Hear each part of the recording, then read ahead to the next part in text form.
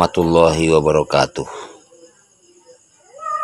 Pada kesempatan ini izinkan kami menyampaikan hukum wasiat berpedoman kepada surah Al-Baqarah ayat 180 dan 182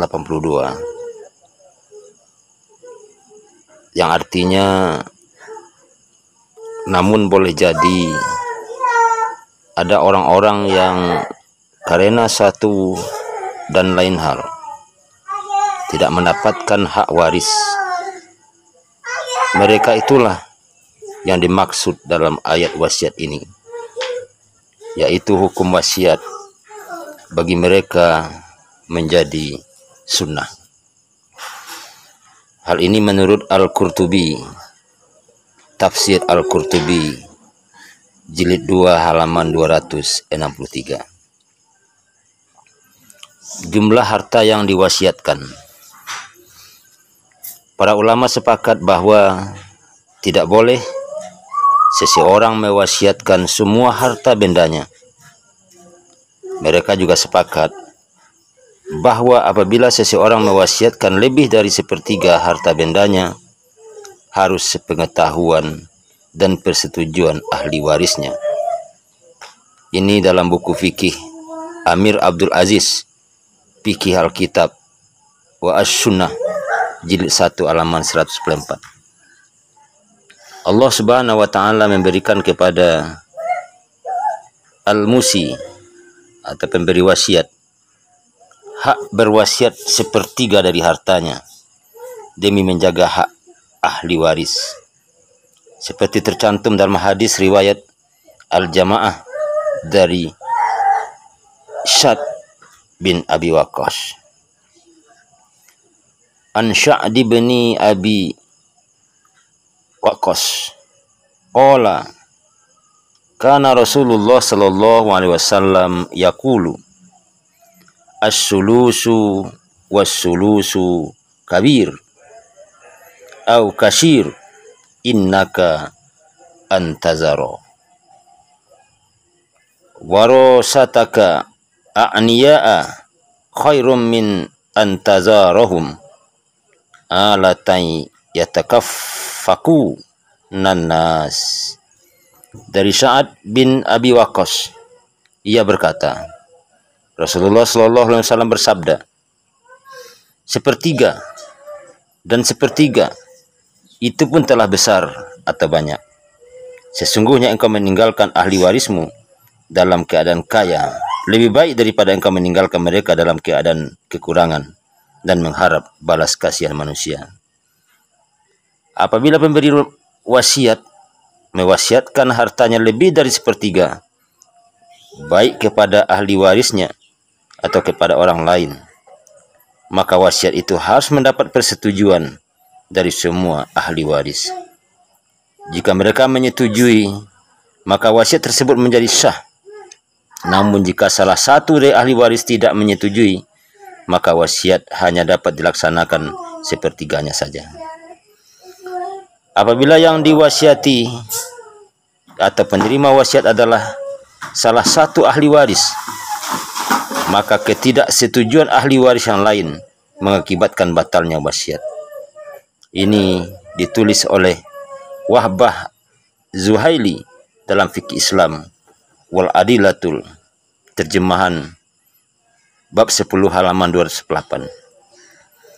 Ensiklopedia Hukum Islam di halaman bab ke-6 halaman 1929. Bagaimana jika orang yang berwasiat itu memiliki hutang? Apabila orang yang berwasiat itu memiliki hutang kepada seorang lain, maka kewajiban membayar hutangnya lebih utama daripada melaksanakan wasiat. Karena pihak mempunyai piutang punya hak terhadap harta yang berhutang. Kewajiban membayar hutang lebih didahulukan dari melaksanakan wasiat dan membagikan kepada ahli waris.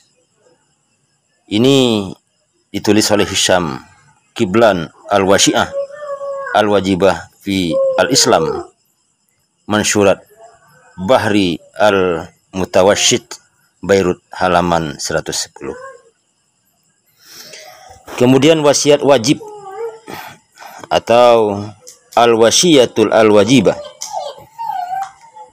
Al-wasiatul al-wajibah atau wasiat wajib adalah suatu wasiat yang diperuntukkan kepada ahli waris atau kerabat yang tidak memperoleh harta warisan dari orang yang wafat, karena ada halangan yang syar'i, seperti wasiat kepada orang tua yang tidak seagama atau non-muslim, karena beda agama menjadi penghalang untuk seseorang mendapatkan warisan, atau cucu yang ditinggal mati oleh ayahnya sebelum meninggalnya pewaris, sehingga terhalang oleh keberadaan pamannya yang sesuai di hukum Islam bab 6 halaman 1930.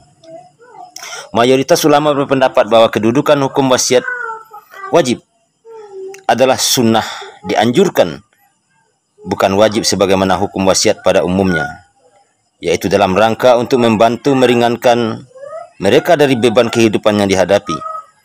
Namun sebagian ulama lain seperti Ibnu Hazm dan Al-Safani menganggap bahwa wasiat wajib hukumnya wajib. Menurut mereka, ayat wasiat surah Al-Baqarah ayat 180 tidak dibatalkan hukumnya oleh ayat waris, sehingga perintah untuk berwasiat dalam ayat tersebut adalah untuk ahli waris, karena sesuatu dari hal terhalang untuk mendapatkan warisan. Adapun jumlah harta wasiat wajib tidak ditetapkan oleh Al-Quran. Jumlah tersebut dijelaskan oleh hadis bahwa Rasulullah SAW bersabda, sepertiga itu pun telah besar dan banyak.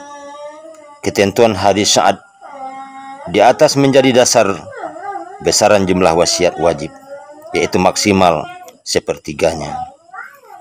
Pendapat lain mengatakan bahwa jumlah wasiat wajib disesuaikan dengan pembagian warisan yang mestinya mereka terima. Apabila tidak ada penghalang seperti ayah dan ibu memperoleh bagian 1/6 apabila meninggal memiliki anak.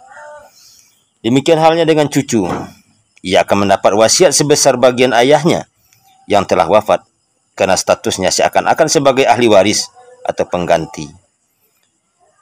Semestinya tidak ada pembatasan jumlah wasiat. Allah Subhanahu wa taala mewajibkan kepada setiap muslim untuk berwasiat kepada kedua orang tuanya, karib kerabatnya yang tidak mendapat warisan, karena ada perbedaan keyakinan ataupun agama, ada penghalang atau karena ada dasarnya memang tidak mendapat warisan. Jadi jumlah wasiat wajib tidak seharusnya dibatasi, akan tetapi diserahkan kepada orang yang berwasiat untuk menentukan, atau kepada para ahli warisnya jika orang berwasiat belum menetapkan. Dan jika tidak, maka berarti kewenangan kepada pihak terkait seperti hakim ataupun menetapkan besaran jumlah wasiat wajib tersebut. Ayat 181 memperingatkan dengan tegas supaya wasiat telah dibuat tidak boleh dilakukan perubahan, baik dengan cara menambah, mengurangi, ataupun menyembunyikannya setelah mengetahui isi yang sebenarnya. Apabila hal ini dilakukan, maka orang yang melakukan perbuatan itu akan memikul segala dosanya, karena sesungguhnya Allah Subhanahu wa taala mendengar lagi Maha mengetahui. Larangan untuk merubah isi wasiat ini dinyatakan secara tegas dalam firman Allah Subhanahu wa taala Al-Quran surah Al-Baqarah ayat 181. Paman baddalahu ba'da ma syami'ahu fa innama ismuhu 'alal ladzina yubaddiluna.